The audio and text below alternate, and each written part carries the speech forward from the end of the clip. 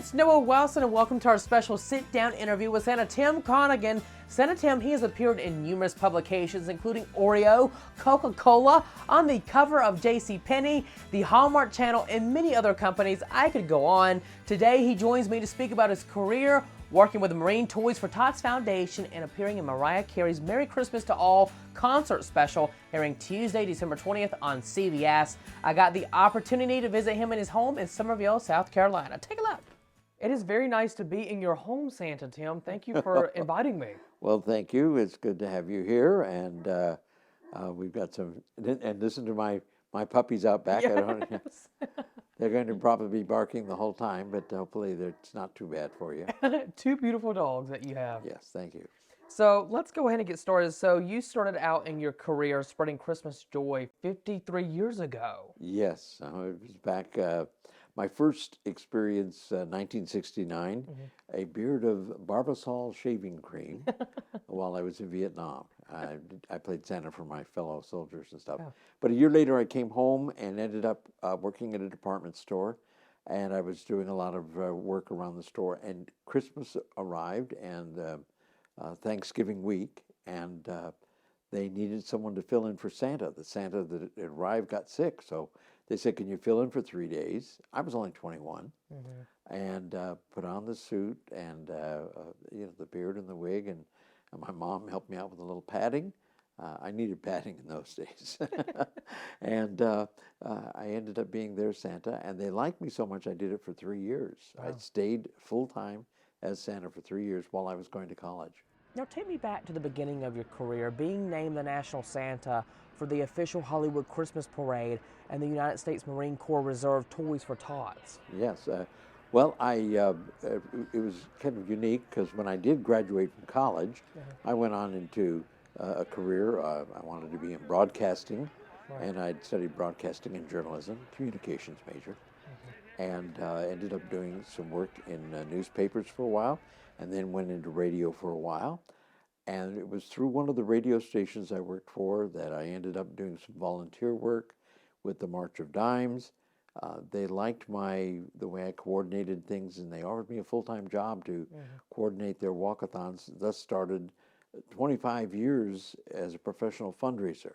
March of Dimes, American Cancer Society, the City of Hope Medical Center, volunteer work with the Boy Scouts and Girl Scouts and other groups, also muscular dystrophy, doing a lot of fundraising work. A lot of charitable work. Charitable work. That's great. And it wasn't until I retired that I grew the beard and changed careers. Now, how stressful of a job is it being Santa Claus, being the happy, jolly man? I'm sure when you go out in public, you have to be happy and jolly, and I'm sure the kids come up to you when you go grocery shopping saying, "Santa, hi, Santa." It can be very stressful. Actually, I have written a book called Santa's Handy Hints to Surviving the Holidays.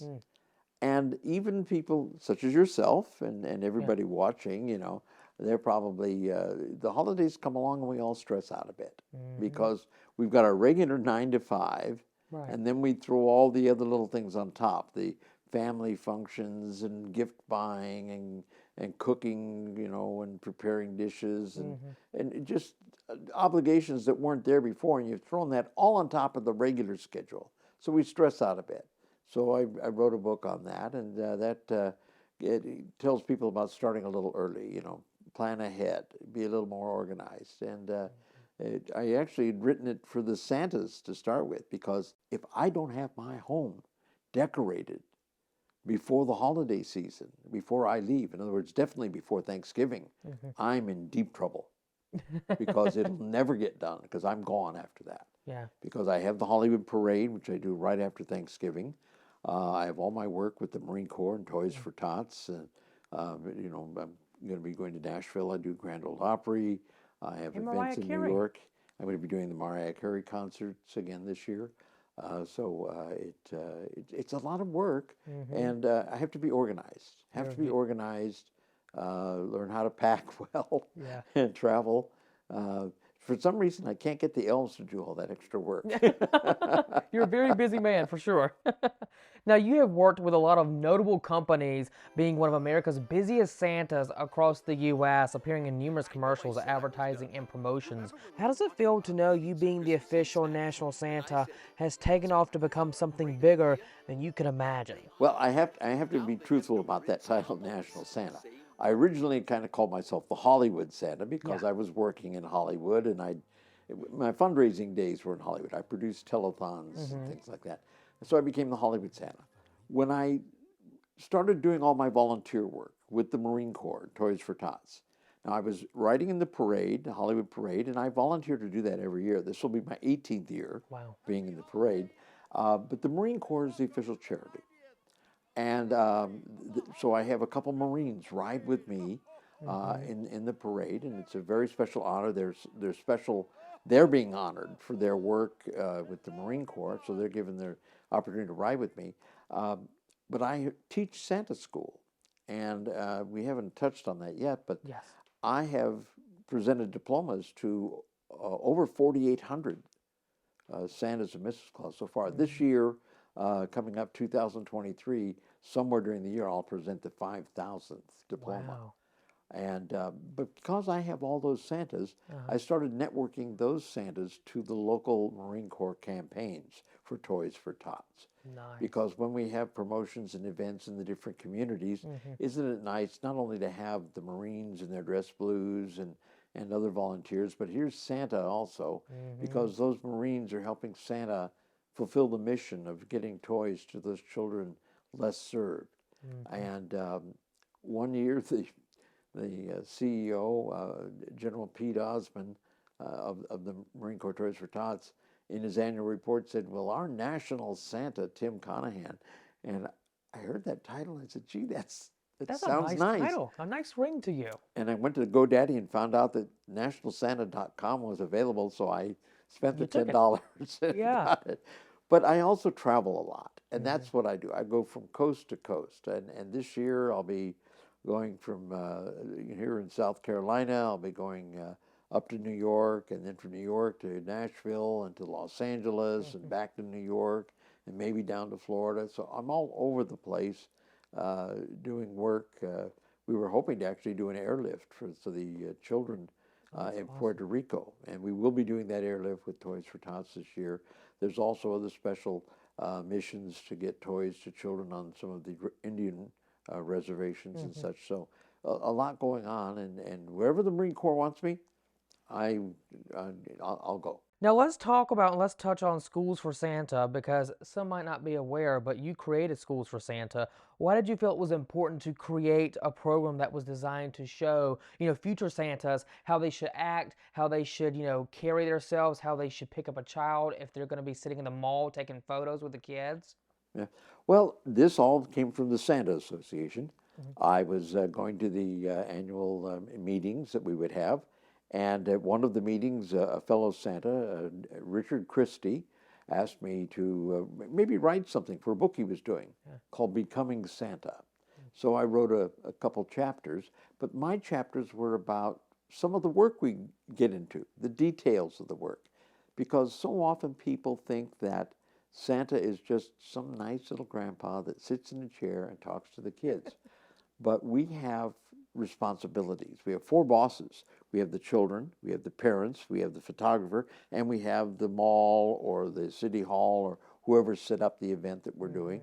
And even if we're doing a home visit, we have the owner of the home that wants to have the little, a party or something like that. So we have responsibilities. Plus, there are certain things we have to do in talking with the kids. You can't promise anything, you can't deny anything. There are certain ways of picking up the children and holding the children. And how the hands have to be visible. Hands always have to be in the photo. We don't want anybody to think that, Santa's hand's in the wrong place or anything. So a lot of things that we do.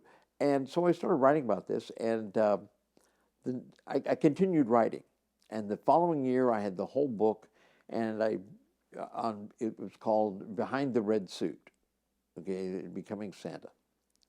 And I presented this to all of the Santas, and someone said, wow, this is better than the Santa school that they'd been to somewhere else.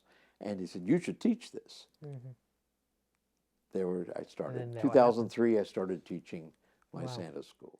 And two, just to let the viewers know, to become an official Claus, you must have at least 16 hours of training, which you will then receive a diploma. Is that right? That's what I do at my school, 16 hours of training. And what I do, different than some of the other schools, which are held once a year in a particular city, like up in Michigan or up in Vancouver or someplace like that, I travel around.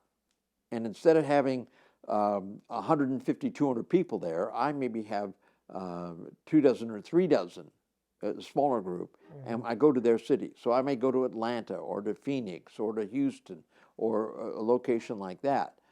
Recently I was in Boise, Idaho. Yeah. I go to where the Santas live, and I teach in their area. So each year I'll do 8 to 12 schools depending on what's going on. And I also do usually a school on a Princess cruise. Really? So the Santas actually go on a week cruise, but there's always a couple of days when you're at sea.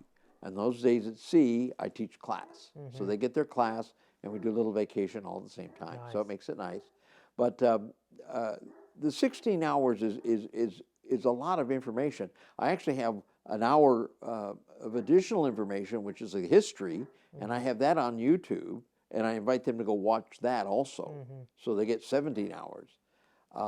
And if they can't attend a live school, I'm very fortunate that I work with some people down in Florida, in Orlando, at Christmas Dreams, which is a foundation that's hoping to build an amusement park based on Christmas for children who are ill or disabled and you know are challenged, and where they could come and visit Santa and go on some rides and things like that. And they recorded my entire school, and we have it all available for a home study. So all 16 hours are on thumb drive. And this past year, we did a program with a special student, Santa Graves, and Santa Graves is totally deaf. So the entire school, as I was teaching the class, I had 2 interpreters who did American Sign while I was teaching. Well, through the producers and through his friends, they've closed captioned the entire school. So now have the entire 16 hours is now closed captioned. So next year we will make that available to everybody that wants to have that information for home study. So a lot of changes going on in the industry. Santa has been around for centuries, but every year there's new changes. Now let's talk more about the Marine Toys for Tots Foundation. You've gone on special airlifts that deliver tens of thousands of toys for kids who were affected in disaster-hit areas, including Hurricane Sandy and Matthews, distribution events, attending the annual coordinators conference, and volunteering with any type of publicity or public relations activity. So, Santa Tim, what has continued to make this the top of your list each year? Well, I have to say that every Santa that I know does some sort of charitable work somewhere. In fact, many of us started doing charitable work, being asked to volunteer to do something for a church or a school or friends. And we constantly get requests, to help out with different things. Annually, I do visits to children's hospitals and things like that. These are very, very special. Veterans visits to military units and things like that, where they're also economically challenged. Now, Toys for Tots, I got involved with them from the parade, and what I love about their work is that we are serving this year probably in excess of 8 million children. These are children less served, children who are not expecting anything, or much of anything, or something very small. So when the Marines can come forward, and all the volunteers that work with the Marine Toys for Tots, and get these toys to the families and help the children have something. And I always like to tell people, say you're going to donate something, you're going to drop it in one of our barrels. I invite you to close your eyes for just a moment and think of that child who's not expecting anything. Come Christmas morning, they come into their living room or wherever they might have Christmas morning in their home, and there are a couple presents for them. say from Santa, something they weren't expecting. But those presents are there because of you, because you made it possible. And the volunteers, the people who donate all the presents, the unique thing about Toys for Tots, they operate the entire organization on 3%. It's one of the best run charities in America. 3% operating costs. 97% of what people give and donate goes back into the program to buy toys, to get the toys to their homes, to get them delivered. And that's what I love about it, you know. Absolutely. And the Marines, like I said, they call me Hurricane Sandy, Hurricane Matthew. When they wanted new photos for their website, you know, I said, hey, I'm there wherever you want me. This year, we have all kinds of events going on, the bell ringing at the tree lighting at the New York Stock Exchange. The Grand Ole Opry has come on board to support us this year. It's our 75th anniversary. Has there ever been a meaningful, impactful moment that you've encountered with a kid working with Toys for Tots? You know, it's unique. You meet children and you talk to them, and they don't know that you're working with Toys for Tots. They see all the toys, and they're asking for toys not for themselves. They're asking for a little brother or a little sister. And I think this is what's really moving. You want to make sure that child gets something too. But when they're sitting there and they're not thinking of themselves, they're thinking of somebody else, even though they've lost everything they own. This is what really moves you. And it makes you want to do it again and again and again. By knowing the lowest parts of the ladder, and you can, you know, I get to do Mariah Carey and I get to do the fancy stuff, but I couldn't really feel great about those things if it weren't for the fact that I also do all this other stuff down here, because the children are the most important thing. Now, how is it like to be part of Deal or No Deal and work with all the great ladies that have the briefcases, and work with Howie and just feel all the joy and just the great energy inside of that room?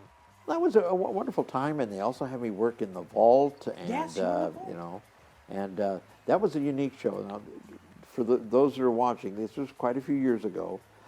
Meghan Markle was one of the girls on that show that I was on. Yes. Now, did you have a personal encounter with the ladies backstage? The girls are very protected. You know, they have house mothers that take care of them. They have their own area where they all work together. Can you imagine 25 ladies all having to use the same dressing rooms and makeup tables, and it's a special production area just for them, And one thing that's really exciting is you will be with Mariah Carey for her Christmas special in Madison Square Garden. It's a 2-night event that's happening, but you're getting to be part of that. And how is that like? How did you get the call to be part of Mariah Carey's Christmas special? Because she's the Christmas queen. Well, very lucky again. So much of what I do, you know, I work on who I am and what I do, but sometimes it's just luck. Someone calls you and says, "Hey, are you available? And can you do this?" The first time it happened with Dr. Phil, you know, I'd done the Hollywood Parade. Robin McGraw had saw me and said, "I'd like him to come to our Christmas party." Well, the Christmas party was for children whose parents were in the military, and it became part of a TV special. So I got to do that. In the case of Mariah Carey, they wanted Santa to be at Madison Square Garden. This was in 2019, so I did the concert that year. And this year, when I heard that they were coming back, I sent an email to the contact, and she said, "Oh, we'd love to have you back," you know. And so I'm going to do it again. I'm a bit of a window dressing, really, to the entire concert, because, you know, when she does little things, she's talking about Santa. It's nice to have Santa on stage for parts of it and everything, and it's very enjoyable. She does some wonderful concerts, and she uses a lot of local people. So, example, part of the concert she'll have a gospel choir, and it's from one of the churches right there in New York City. Nice. And they come in and they rehearse with her, and she has them be part of a couple of the numbers that she does. So it's really enjoyable. And then we all, of course, sit backstage And talking about it and enjoy how it. much fun it is and all that. And it's a celebration. And she makes it a celebration for everybody. So what does a retired Santa look like to you as far as when you become a certain age and you say, I want to step back a little bit? It just, you don't know when that time's going to happen.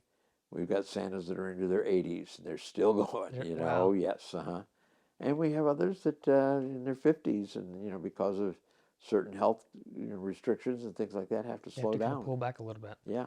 We have some Vietnam vets that have, they're still able to do all of their work, even though they have a prosthetic leg. You don't know these things. The kids don't know. They still see the magic. Now, before we sign off, is there a message you would like to send to families this holiday season before we have to go? As we end this little interview, I just want to let all the children at home know that Santa loves you, okay? And he's going to try to do what he can to make your Christmas special. And to the parents out there, we want you to know that you're doing a great job, and we hope that you and your family are going to have a great time this year. And if you can along the way, do something for others, whether it's to buy a toy for Toys for Tots, or bake some cookies for a neighbor, or drop a little something special in the collection plate.